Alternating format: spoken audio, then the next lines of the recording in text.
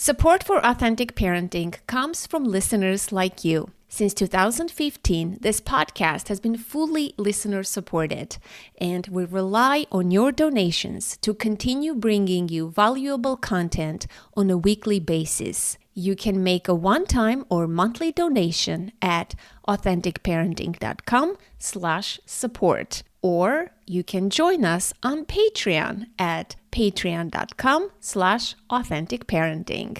Thank you for your generosity.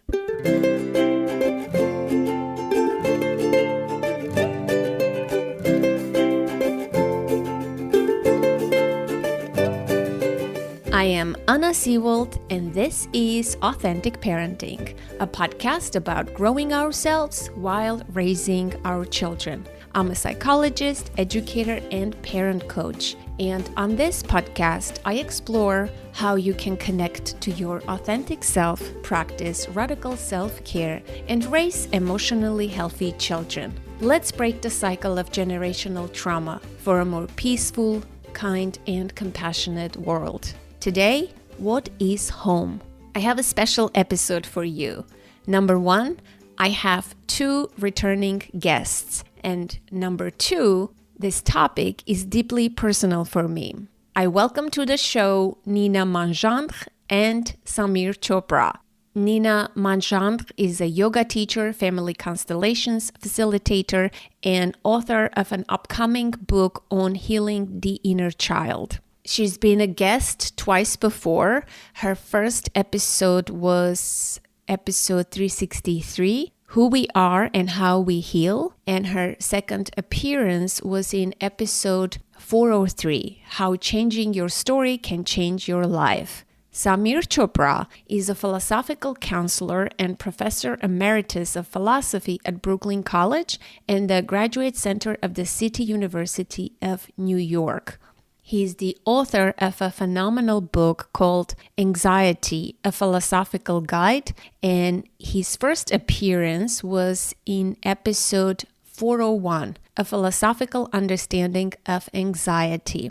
Nina is a local friend who currently lives with her family in France. She visited me this summer, and we had a heartfelt conversation about loss, grief, home, and so many wonderful subjects. And as I often do, I asked her if she would be open to recording a podcast episode on the subject of home. During that conversation, we also discussed one of my episodes that Nina found particularly helpful, the philosophical understanding of anxiety. Inviting Samir to join us felt natural. Nina, Samir, and I share a bond. We all lost both our parents at a young age, and we are immigrants in this country. If this conversation resonates with you or inspires you, I would love to hear your thoughts. Feel free to reach out to me at authenticparenting.com/contact. Thank you for listening, and I hope you enjoyed this episode. Welcome, Samir and Nina, to the podcast. I am so grateful and delighted to speak with both of you. Thank you so much for having me on. Thank you, Anna. And Samir, it's so good to be in this space with you both. Thanks, Nina. Why don't we begin by saying what's new in your life, what's happening in your mind, what are you thinking about currently, or what's in your heart at this moment? Nina. In my heart, really grateful to have this conversation because both of you have helped me in many ways not feel alone. Like Samir, when you were writing about how you felt free in a way after your parents passed, after your mom passed, and that for the first time in your life, you weren't like bound up with them and that you could just do whatever you want. And in a way, if you died, like nobody would be that hurt. That's the experience I had when my parents passed within a year and 4 months of each other when I was 26 and 27 years old. And it's something that I think it's hard for people to understand. You know, when I explain this, like for the first time, I felt free in a way of the pain that my parents would have had if something had happened to me. Because as a child, I think I took that on. You know, I felt responsible, as a lot of children do, right, for their parents not being hurt in that way. Like by the loss of a child. And so when they were both gone, the way you described that, Samir, I was like, wow, like there's one other person in the world that knows exactly how I felt other than my brother. And so gratitude, like that's really what I'm present to, is knowing that two of you are in the world, and there are many more of us, who have experienced multiple forms of existential angst and philosophical re-examining of life. But to me, that's purpose. That makes me happy to be alive, is to know that I'm not alone in questioning, what life is. And I always loved philosophy. I grew up in Paris, and it was my favorite topic in high school. Actually, it was we had philosophy class, and so yeah, I'm very grateful to be here and to be having this discussion. I feel that it's a very important discussion to be out there in the open and to have. And I hope that it will inspire and help those who listen. Thank you, Nina. It's a very rich response by you. And I just wanted to point out something, the significance that you attach to us not feeling alone and finding a sense of resonance with others that we hear from. I think it's, isolation is a kind of living death, I think. I think there's a reason why to be alone, to be in solitary confinement, to be denied the company of others is a form of living death. And so I think when we receive signals from other human beings who are otherwise, their consciousness seems impenetrable to us. So when they communicate to us through writing, through art, and we receive a signal, a message that we are not alone, we're not locked away in this kind of, in this tiny little bubble of consciousness that's ours, and I will never break out of it, and I will never make contact. I really do think it's a form of love. I think, when we fall in love with other people, we receive a message that there is someone like us who sees us, who cares for us. So I really do think making contact with writing, with not feeling isolated, I think this is a form of love too. I think, that word communion, right, which is a religious word. I mean, it's a kind of unity, a kind of joining. So if you felt that, I think I feel truly honored that it was that kind of connection. So I would thank you. And I think gratitude is the right word. Gratitude is what I feel too. So thank you very much. Yeah, it's so important not to feel alone. I think we need confirmation from the world through pain and trauma and hurt. Our heart closes automatically, right? It's not like we choose to close our heart. But so many people live in isolation. There is an epidemic of loneliness now, as we know, not, in the senior citizen category of people, but in younger people even. And so for me, this opening of the heart is so alive right now because something happened recently. And I felt like, wow, if I hadn't opened my heart, I would have not let that goodness to come into my heart. And I felt so deeply connected to a particular human being and to myself and to the world. It just pours so much into your heart. But when we live with a closed heart, we suffer deeply. But what takes to open that heart?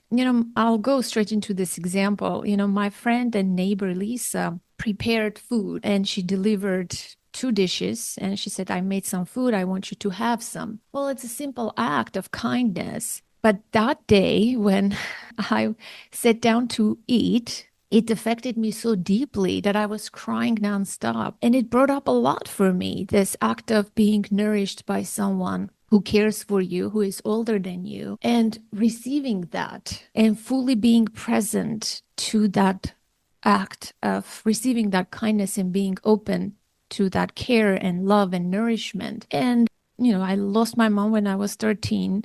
So I took care of my family and cooked and cleaned. And so this act of being nourished by someone through food, it was such a deep pain in me that it just nourished me. This was the first time that consciously I took it all in and I embraced it all, and I was just unleashed all my emotions. As I was eating this beautiful, warm, nourishing meal, I was also crying that no one has cared for me like this before in the past, whatever years, so many decades, that I've always been the one to care for others. And how wonderful it felt to be nourished and taking care of someone. And I let my heart open and just be present with that. It was painful. The awareness that I was receiving this for the first time when I'm 50 years old in so many years. But I was grateful that there is someone out there. And clearly she didn't expect that reaction, right? It was just a simple act of giving me, a bowl of chili, but it has such an impact and it just opened my heart. So in a different way that I wasn't aware that I was able to do that. And I want to respond to something because you made food or nourishment quite as central to your comment as you did. And I was thinking of how through the years since I've migrated to the US, and it's almost 40 years now that I've been living in the US, I've always counted invitations for dinner or food at people's homes to be especially significant. And I remember for many years after I came to the US, I was very disappointed that I didn't get invited to people's homes for Christmas or Thanksgiving. And it used to increase my sense of isolation at the holiday time.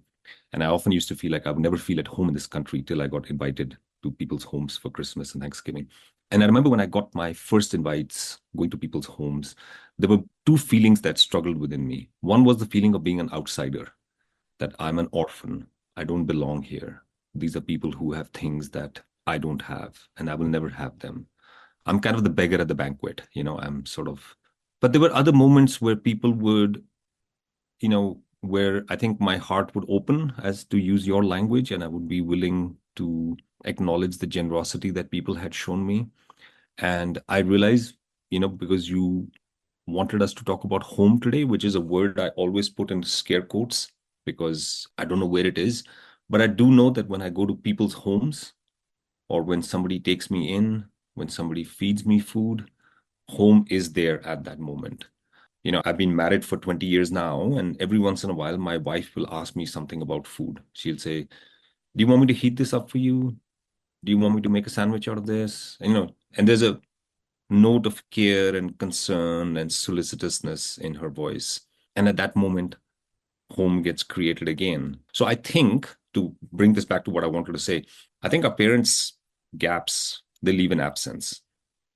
But I think during life, as we go through it, we find it again in various forms. And I think that, whether it's, the lady at the cash register who just is slightly affectionate to me as she gives me my food. I think all of these gestures for us take on a special significance. And I'm saying us because I'm perhaps being presumptuous. But I think like where the warmth and the hospitality or the caring occurs, I think there's also a special thirst within me that lends that particular interaction a significance that to others might, around them, it might be completely blasé. And they're like, but no, for me, this is a very loaded moment.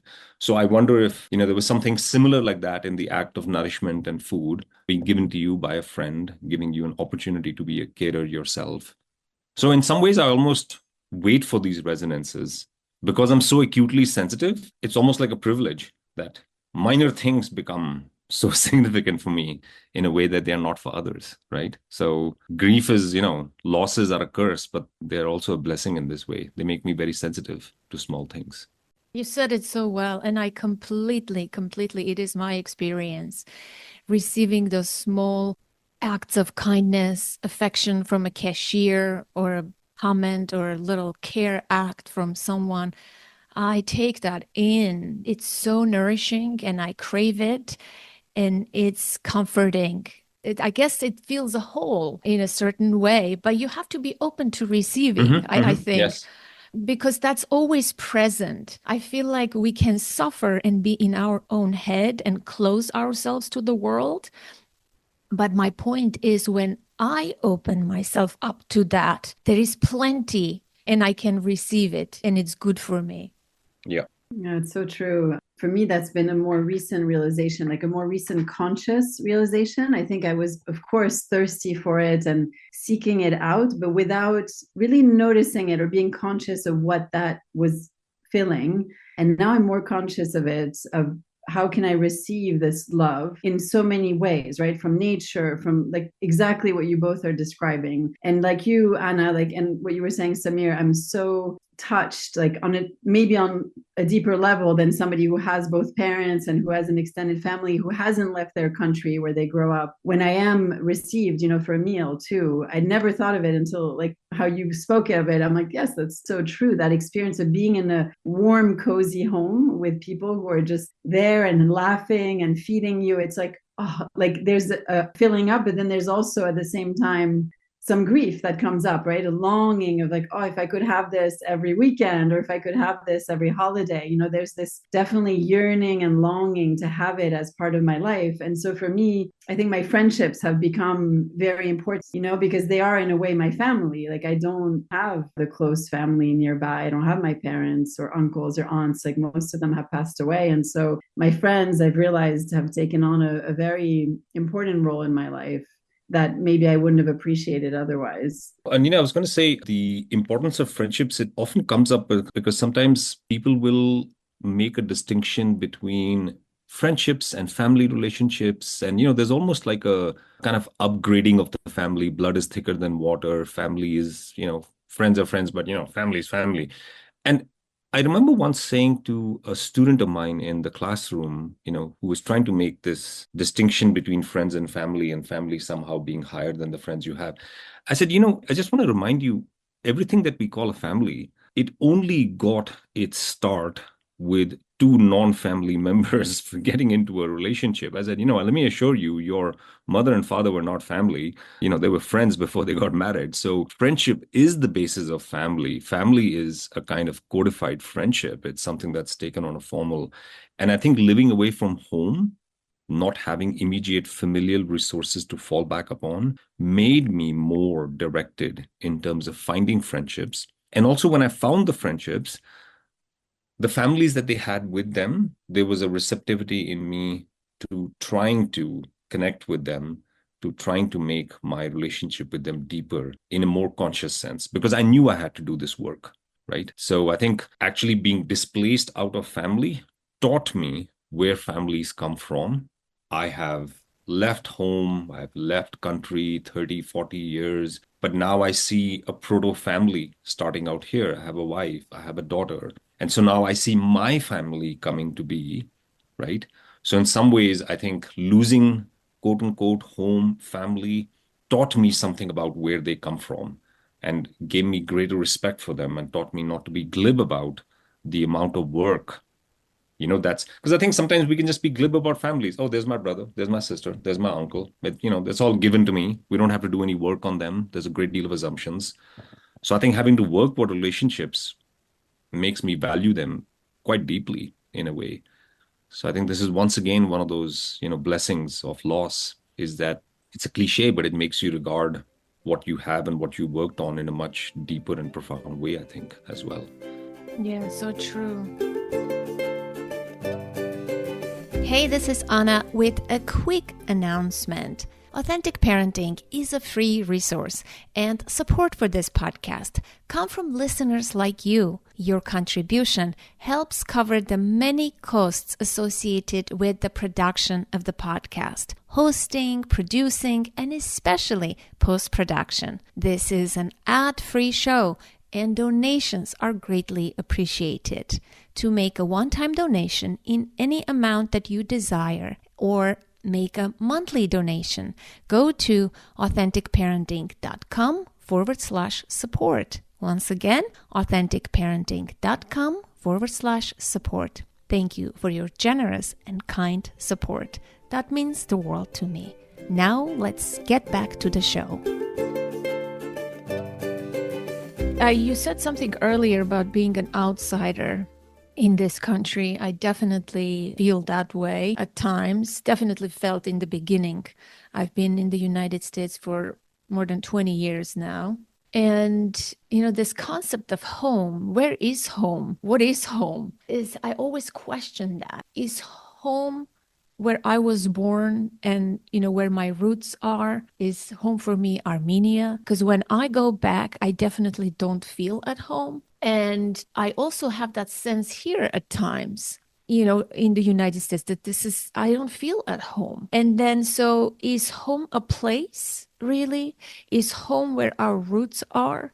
Or is home where you are, where you create your relationships, your friendships, like you said, you invest in them consciously because of that awareness of loss?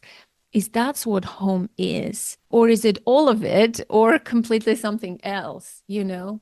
What is it for you guys? I am curious. Such a, for me, like relevant question, because I grew up in, well, I was born in Hong Kong. My dad was working there. Neither of my parents were from there. My father was French, but lived everywhere except France, except for he lived there for 5 years when he was a student. That's it. My mother was American, and I grew up in France from 5 years old to 18 years old. So for a while, when I was 18 or growing up, I was like, I am from here. I'm French. You know, my mom's American, so I speak both languages. But I felt very French. And then I went to college in America and still felt French, because I was comparing everything. So my whole experience was like, wow, well, this is better, or I like this, I don't like that. I miss this from Paris, I don't miss that, or the mentality is so different. So I was kind of torn into this comparative study of culture and how that lived within me and where did I belong? Because I realized actually I had pieces of both and couldn't really fit in as a French girl when I was even in Paris, because I had this American mother. And then in the US, I was an international student. I was Parisian, you know. And then I stayed in the US for 23 years. My husband is originally from Russia, although he's American. He came when he was 14. So he has his own relationship and story with immigration and culture as well. And then we decided to move back to France a year ago, because I was searching for, like, where do I belong? Like, am I European? Am I French? And now I'm realizing I did not get a clear answer. I still feel I belong to, both cultures. I miss my friends. I had built this whole community for 10 years in where Anna lives, like in Princeton, New Jersey. And I deeply, deeply miss my friends. And so now I'm like, what am I doing? So I don't have an answer, but there has been a very relevant exploration of, we have 2 girls, 2 daughters. So in a way, we are home, the 4 of us, wherever we are. Then my kids are also, I think, grappling with this same existential question. They speak both languages. They appreciate some things, not others. We don't have really friends or family here. So what are we doing here? Wow. Nina, thanks. And Anna, thanks for asking that question, because, the possibilities you raised for there being a home, it being a place where we have roots, where, as Nina is saying, there's a atomic sense of having created a home. Like my house here in Colorado, if someone said, where's your home? I would say right now it's Colorado with my wife and my daughter. In the most immediate sense, that's it. And yet sometimes I still find myself, even though I moved to the United States almost 40 years ago. So, almost 2/3 of my life has been spent out here. I still sometimes will catch myself saying things like, went home, or how long has it been since you've been home? And of course, when I go back, there is no sense of home for me when I go back to India. My parents are not there. My grandparents are gone. My brother is moving all over the place. There's a familiarity with language and culture, but that also has slipped over the years, right? So I think in my sense, my displacement has been very linear, in the sense that I left what was home at one point, and I've just kept on growing further and further away in terms of time. So my sense of home has become attenuated, but I found connections with home because I got married to a second generation Indian American woman, someone who had been born in the US, whose parents had migrated from India. So I made one more connection. Like, had I married an American woman or someone else, I guess my connections would have been different, right? So I think my sense of home now is it is like Nina's, that in the sense that I cannot write home without putting scare quotes around it, right? There is an atomic sense in which I travel with my home wherever I go. If we check into a motel with my wife and daughter, that becomes home for me. But there is very much a sense that I'm adrift, and there's a part of me that's grateful now that I don't have a sense of home. And maybe this is a political viewpoint I have, which is that I find like having home, having very strong attachments, having too much of a sense of place and roots makes us chauvinistic, makes us take on, problematic political alliances. So I feel also liberated, because so much of the way in which people understand home now is through this lens of, perhaps, I don't know, nations or nationalism. So I'm like, okay, fine, great. I'm actually happy to not have an anchored home in that sense, if it means finding those kinds of political allegiances, right? So maybe there's a sense of liberation as well, that people cannot make these claims on me.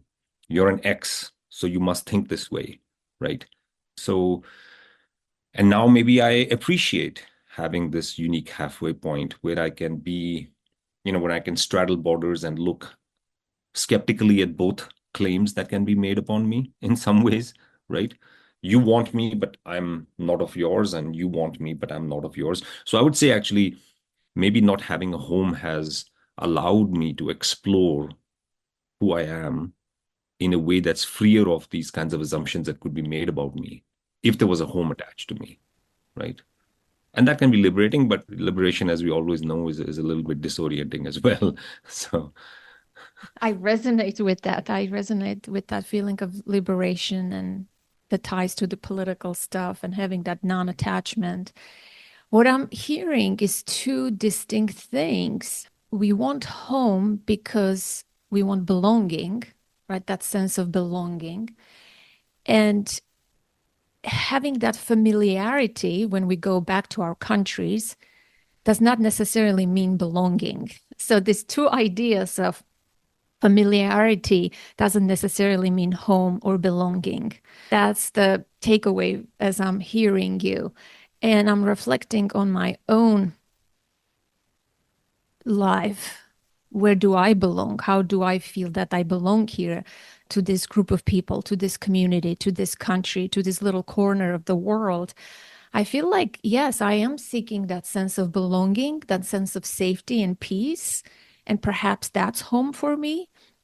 And familiarity with the same type of people, like if I meet an Armenian on the street or a former Soviet Union person, yes, there is that familiarity, but doesn't necessarily mean home, doesn't automatically equate to belonging. Nina, I'll just jump in real quick and just say that sometimes when people ask me where home is, I say home is that place that commands my energy. So home right now for me is where my daughter is going to grow up, right? So I am the most concerned about local politics in Colorado, voting in the American elections, going for things, writing letters, getting angry, whatever it is I do in terms of politics, it's directed towards that place where I think my daughter will be growing up. There's obviously a global sense of concern I have, if I'm concerned about the environment or all these other things, but that's still through the lens of my, this is the world that my daughter will grow up in. So I think if there's allegiance I have, it's locally because this is where my loved ones will grow up. But I do know that there is a sense of disconnect from, I think when you talked about going back home and finding something familiar, but not home. Sometimes I've described my going back to India as being a very expert tourist. I'm an expert tourist who knows the language really well. I know all the customs really well. So watch me navigate my way through this. But that doesn't mean I necessarily feel like this is my place to be, right? So I know how to cross the streets, how to, do everything because it's familiar to me. But that doesn't mean that I'm at home, right? So I would think of it as having gained fluency in several cultures without necessarily feeling at home in any one of them. But of course, one of them commands my energy and my allegiance because, this is the place whose drinking water I'm concerned about and climate change out here and what its local concerns are and so on and so forth. So that's how I've found home in some sense. Can I ask you a question? As you're speaking, I'm thinking of something. So let's say you pick up and pack up everything and go back to India to live there. Do you think with time and with ties and with, being there for a long time, you would develop that sense of belonging and the familiar might turn into that sense of belonging? And that's a very interesting question because I think if you'd asked me this question 20 years ago, I would have answered in the negative. Now it feels more possible because of my age. I'm older. There is it's a quieter time. It's a more reflective time. So I think it's more possible for me to find that kind of time now if I was to go back home to India and be there than I would have 20, 30 years ago when I was trying to make a career. Or so I think it has to do with the material particulars of my life, but also because I've changed. I've become more accepting of things. I think I would have been a much more dissatisfied person 30 years ago. So maybe I've grown and matured and realized what kinds of things would give me contentment in this world. It's a difficult question because it's hard to answer, but I feel more confident now that it would happen. Not that I'm planning to do it, but it's something that I think if I was to be put to the test, I'd feel more optimistic about doing it now than I would had I done it 20, 30 years ago. Yeah, how about you, Nina? I don't know about Nina's, because Nina is in France already. So her challenges are different. And I don't know if she'd want to displace herself anymore, right? Yeah, it's really hard. And I love how you put it, that where your energy is at the moment. I think it's very reflect on that because and it brings me to kind of the question of fate and destiny and choice and free will, and that's what I'm grappling with at the moment too, is how much of this is really our choice? Is there a choice? Like that whole philosophical questioning of, I just have to come back here and experience it. And even if we end up going back, which, I would love as well, it would give me a much richer appreciation of what I did have. But do human beings always have to leave in order to appreciate what they had, right? It's like this question of why the grass is always greener. We had these dreams of Europe, and maybe it is a slower pace of life. Like people do take the time to have longer meals, and some of these generalizations are true and then some others aren't, and nowhere is perfect, as we know. So it really is like, and I'm curious to hear why you chose Colorado or how life led you. I'm really fascinated by people's journey with place and home, because in some places, but I feel most families, because of the nature of how work is in America and how you change jobs, like it's very rare to have a family that stays together in the same little town or village. I feel the distances are huge, right? Between East Coast and California, it's like France and US. So it's almost as far as I am from my friends. People live from their own families. And so it's a very important and interesting question of, often the justification is work, right? Like my job took me here, and therefore, so that's a little bit of fate, the best job. So there's a rational reason, and that's why I'm here. And then I stay here 30 years. And then when I retire, often people have this other plan, right? So Florida or somewhere warm or somewhere different to retire. And so they actually then uproot themselves at that age, which maybe is not always easy either, to make a new community and friends. Yeah, so for me, it's kind of hard to like put down the roots, because I'm still questioning, like, well, I didn't come here for a job. We really came here just to have an experience of would I find a sense of belonging? And for my husband too, like, would he feel more of a sense of belonging here compared to what we had felt in the US? And the answer is it's not necessarily clear. So we're realizing, well, we have to make this. And so then how do we decide on the place? Like, how do we make that huge effort of friends, work, re-engaging with daily life? How do you know it's right for you and your kids? Is this the best place? A lot of questions. Yeah, I'm really hit by this, the question you asked about where, how did you end up in X? And that possibility you raised, that there are some forces that are almost compelling us to move. I think it's very provocative, because I think often, and then pardon me for getting philosophical for a second, but I often think like we as individuals, as human beings, we're sort of like the foam on top of a large tidal wave, which is the little froth at the top of the wave that's being carried towards the shore. There's a huge body of water beneath me that is moving me forward. And so I think there are these giant material socioeconomic forces that are, moving me places. Like I came to the US because, frankly speaking, getting into graduate school in India was just impossible. There were like 10,000 people applying for like 10 positions in colleges. So there was something that just uprooted me, because I felt like there was no way I could be out here. My decision to come to Colorado was much more independent. I had to give up a good job to come out here. There was a real existential crisis in my mind about whether I wanted to do this. So I think there's a very interesting set of forces, some things that are not fully within our control, that push us in various directions, and we get carried along these currents. Sometimes we voluntarily move ourselves, but that could also be in response to forces taking place, that are acting around us. And then sometimes when I look back at the journey, our families cross continents. and nations. Like my father's family went from what is now Pakistan to India. Then their family moved internally within India. Now I'm in the US. So sometimes if you pan back, it's almost like our modern world has made possible precisely because of technology and travel, this kind of movement easier.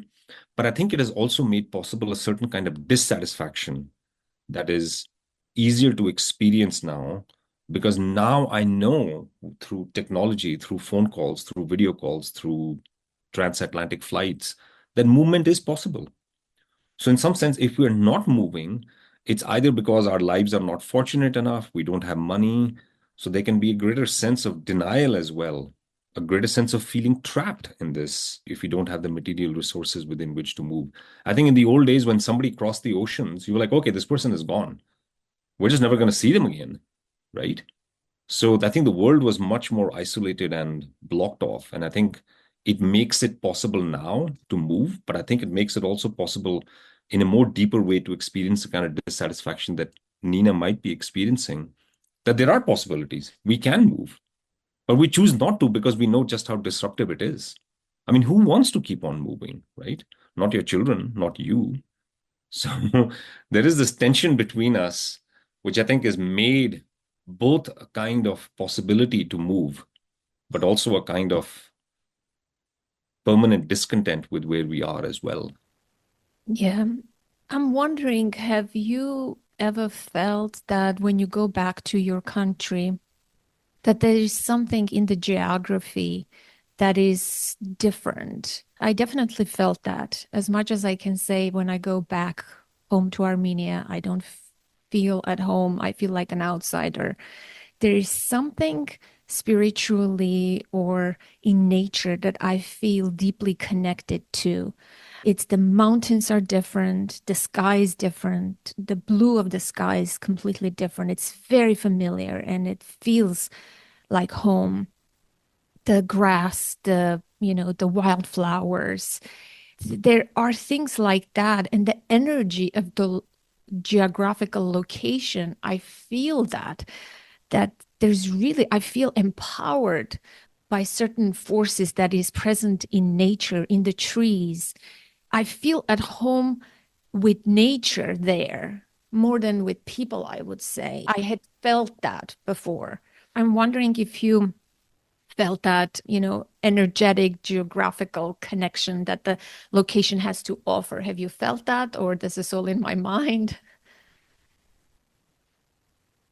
Yes, I've definitely felt it. That was one of the reasons. And for my husband too, because France, it's not Russia, but for him, the nature, and for me too, like exactly what you described, like the smells, the food, the taste, back to the food, the taste, the little, yeah, like the way the wind sounds. I mean, may seem ridiculous for, I don't know, somebody who hasn't had this experience maybe of growing up in two places, but it's very, very real. I even feel it literally the moment the plane lands. I feel like I'm entering a different field of energy. Yeah, so absolutely. Although with time, so that was one of my hypotheses. I wanted to explore that coming back here for more than just 2 weeks. I have to say, with time, for me at least, it has reset. So it has become adjusted in a way that now I'm getting used to it. So the first 10 months, it was like, wow, like the smell on the air, the wild poppies, the lavender, the olive, like everything was just, wow, like heightened. And now it's kind of feeling like it did when I was living in Hopewell in New Jersey. Like, so I think it's interesting is like how much of that is our childhood lens, where there was this pre-verbal, pre-conscious connection to like the shapes of leaves and this exact environment that speaks to our hearts. But then when you live in it as an adult, like longer term, we habituates, right? As we do for most things, we get used to it. Right. I was thinking about this. There was a conversation I had actually with a French friend of mine who lives in Australia, and I lived in Australia for 2 years, and he was already resident there, and he's now been living there for over 20 years. And we once had this discussion about going back home, and he made a very insightful remark. He said, when we grow up in a particular place for a bunch of years, especially as children, and this is connected to the comment you made about pre-verbal consciousness, we are living in sort of like a room that is lit by a certain kind of light because we live in a certain latitude, right? in that latitude, the sun's angle, the sun's light comes out at a certain angle. So we grow up, to use a photographer's language, we're growing up in a studio that has a certain light setting, right? Winter light is one way, summer light is one way, autumn light is one way. That's the light we have grown up with. When we move, we change. When we go back, we experience that familiar light again. And that, I think, because it is locked into our pre-verbal consciousness, there is something we experience about that. And, you talked about landing. Very true. When I first went back to India, landed and the doors opened. And it was the aromas of the airport. There's a certain kind of cleaning fluid that they use at Indian airports to clean the airports. And I could smell that aroma. And I'm like, yep, it hasn't changed in 3 years, And like I could smell the food being cooked on the streets. And there was a particular kind of humidity that I felt. This is in Mumbai. And even now I experience the light differently. The smells and sounds are always different. So there is definitely, you are 100% correct, place because of its physical particulars. And because our consciousness is not 10 things separate, but one consciousness field of 10 integrated sensory modalities within it, these things cannot be separated from each other. So when I go back to India, sight, smell, sounds, these all come together in this kind of synthetic field, and I experience it. And that field cannot be found anywhere else, right? So I think there's something very unique about going back there. And part of the reason I think that I have this attraction to going back sometimes is to experience that feeling again. Yeah, because ultimately I feel like it reminds us of ourselves at a certain point in life. We reconnect with part of ourselves that is perhaps not present here. It's like it's a time travel in a sense, right? It reminds you of yourself. It's like when you reconnect with an older friend and, you talk about different memories from childhood or youth. It's like you transport yourself into a different place and you remember who you were, that, all those past selves are not dead, right? They are somewhere and we can revisit them. And so I feel like when we travel to a place, we do ultimately connect with ourselves of that era.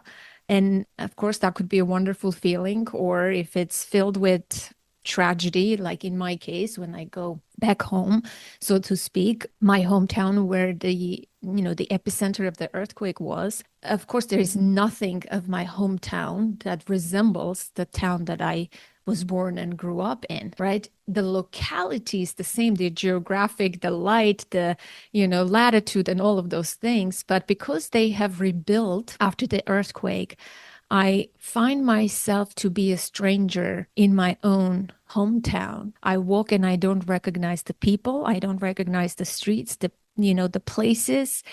And it's a very eerie and strange feeling. From one hand, I do feel like the quality of the sunlight, the smell of the mountain air, or the, color of the dirt that I'm walking on is familiar. But because everything else is different, I feel this, I am connected yet disconnected at the same time. And I don't like that feeling. Predominantly, it's a negative feeling that I want to avoid and I don't want to come back. Yeah, I'll respond to that. The city where I grew up in, New Delhi, is unrecognizable for me now. The neighborhoods where I grew up in are unrecognizable.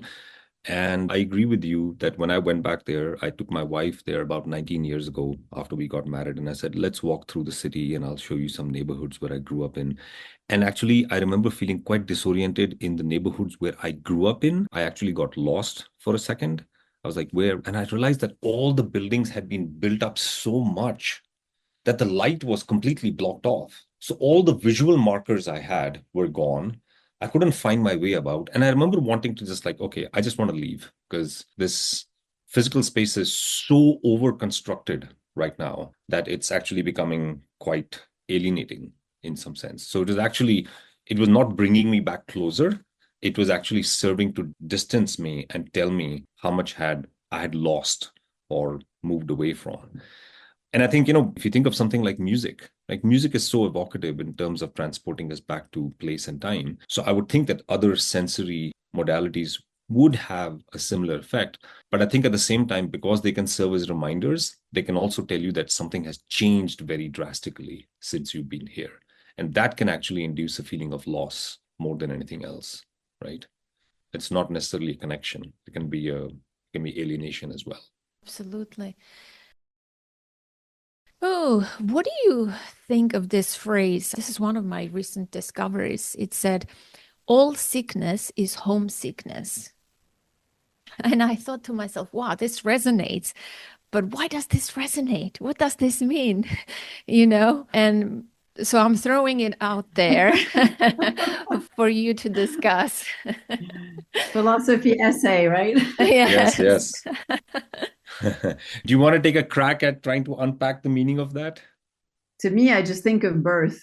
Like when you see that image, we leave the mother, right? So some of us maybe did never met our biological mother, but all of us had a biological mother, someone who really carried us in the womb in this completely safe, okay, emotionally not safe, but we had enough physical nourishment for most people to be able to be born. If we're here listening to this today, even if there were, of course, stress and tension and all the other things, but it's like from darkness into light and being detached, right, from the umbilical cord. Like, I think it's the existential, like primal human experience, this moment, no matter how beautiful it is. I mean, it's puzzling, right? It's like a little earth shattering. And so since then, I feel, at least for me, I'm looking for what is spirituality. Like, I've been on a 20-year search of all forms of, not all, but yoga and religions and spiritual paths and meditation and like countless things that I've been searching for, and in the end realizing, well, what we're really searching for, what I'm searching for, is just a sense of being at home in myself, in my body, of accepting myself as I am, of feeling safe. Like, we can even come back to that, like basic need for safety and for being seen and being, am I loved, am I wanted, like those questions that the newborn child has. Do we ever leave those questions in a way? So that's my thoughts on it for the moment.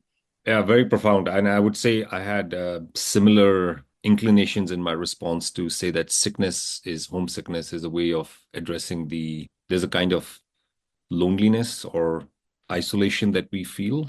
I think, Kierkegaard talks about this, like I have this feeling that like maybe I'm the one that God has forgotten in the midst of this whole bustling world. So there's a sense, and I think this connects up with home because home represents a safety, a being taken back in, a place of refuge and belonging. So I think in that sense, it is true. If all sickness is understood as a certain kind of dis-ease and unease with existence, and I am perpetually not well because I am out of sorts with this world, I'm lost, then I think in some sense, all sickness is homesickness, because what I'm craving for at any given moment is a return to safety, to belonging, to being held, if you want to put it that way, because that's what home is. So I think in that sense, all of us, some of us are more aware than others that what we are looking for is a home. And I think that's why it maps onto so well into beautiful poetic metaphors. There's birth, we leave home, we spend our life, and then at the end of it, we return back into the great bosom. We're taken back in. We had this moment of consciousness to experience existence. But because we don't know where we came from and we haven't figured it out, we're always uncomfortable. We're always uneasy. And all the great spiritual and contemplative traditions are always telling us to be in the moment, to take in existence, to be comfortable with it, to tamp down the anxiety that we always feel, right? I do think you're right, that existential moment of unease. It's like, I wish I could just be safe somehow from this.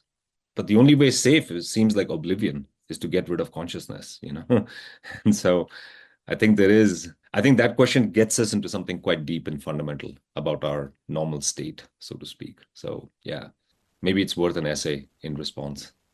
You should write it. You should write it from all the people. I'm thinking about people for whom home was not a safe place, right? And this ties in with both of your comments, finding home within ourselves, regardless of what our home was like growing up, because ultimately that's all we crave. We crave that self-acceptance, inner connection to self, belonging. all of those things, safety, peace, which I'm not sure if it's possible to completely gain a sense of safety. I think it's always an illusion. As I'm thinking about this topic more and more, because we can never be fully safe. You can gain a sense of safety, a relative sense of safety, but fundamentally, I don't think we are ever safe. I feel like it's always an illusion. How does this resonate with you, or what does this bring up in you? Nina, I'll just jump in and say that, the first comment you made, the one about home not always being safe for people, I think that's important because home is not just a place, it has people within it. And what makes, a place home is because those people did something to make that place a home for us. But if those people are not, good people, or if they're not taking care of us, or if they have subjected us to various kinds of abuse or anything terrible, then I think home definitely doesn't become a place of safety. It becomes something that we avoid. And, I think a lot of the pathology or a lot of the discomfort that we see in people's lives is because they are struggling to reconcile what they have been told about what home was supposed to be and what their own home was like, right? I think this is a challenge for a lot of people. And I think for those folks, because a place that was supposed to be safe wasn't, it can create feelings of not feeling safe or being anxious or feeling threatened, even in places that are ostensibly not threatening, right? So I think there is, this is probably a good way to connect to our earlier discussions about loss and losing home, is that despite having lost home, despite those losses, I still feel a lot of gratitude that the homes I had, the parents I had, were loving and caring, that at least it gave me a model for a home that is something that I try to replicate now with my wife and my daughter. At least my model of home is a loving one, right? It's not one where I learned all the wrong lessons about life. So I think, with that earlier, that the first note that Nina struck was that of gratitude. And I would say I feel gratitude that I had a home, which was a good home that had love in it, that put a certain model in my mind, that made me feel like home could be a safe space. I feel very privileged. Like no matter how much I've suffered a loss and all this kind of stuff, which is, whatever, all of us have servings of pain on our plates. I feel very privileged that I had a safe home.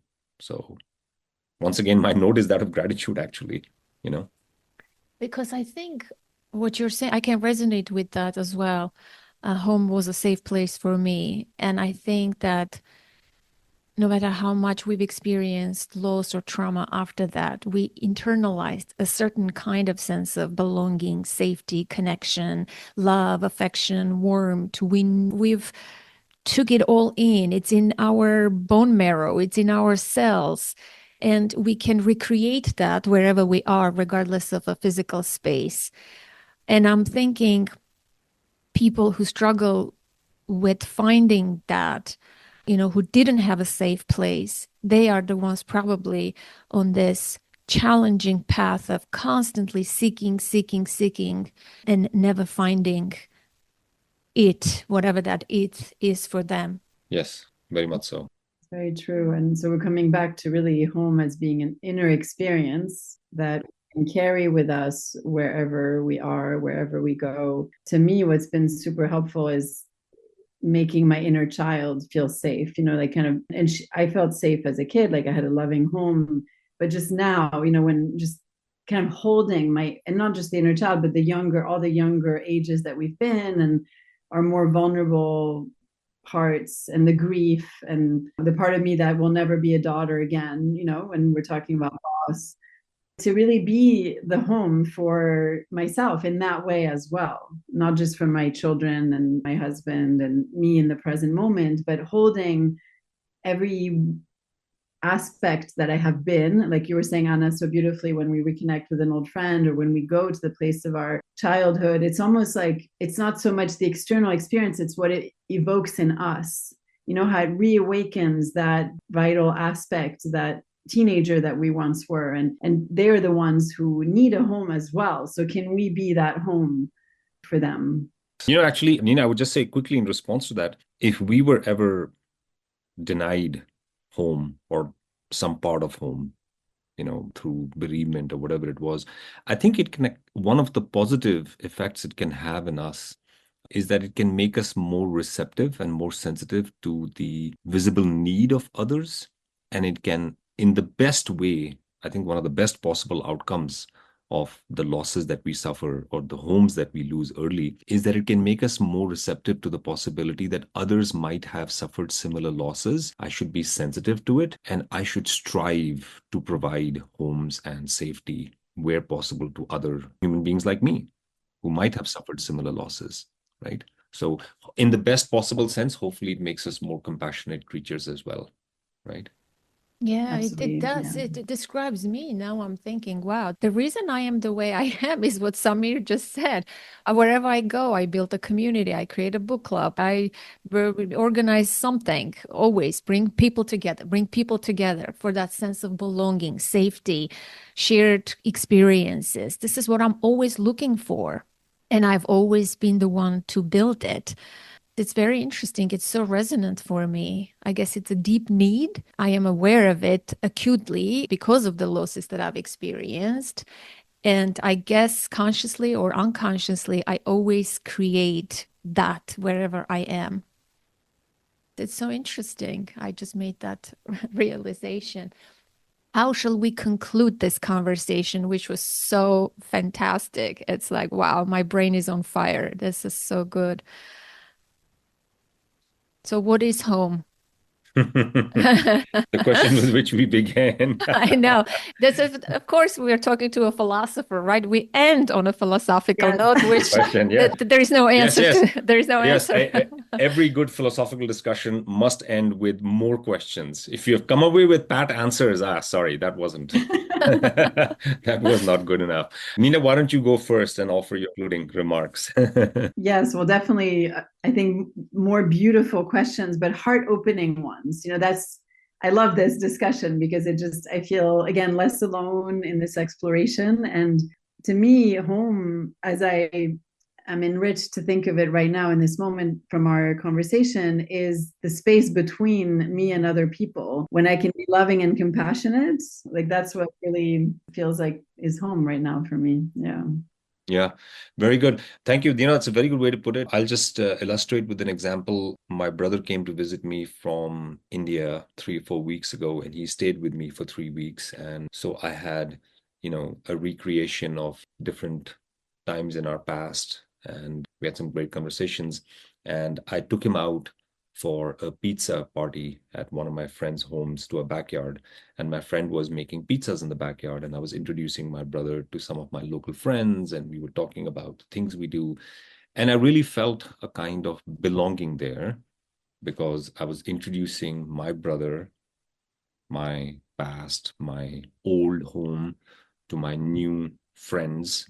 And, there's always this secret desire I have that my friends say nice things about me to my brother.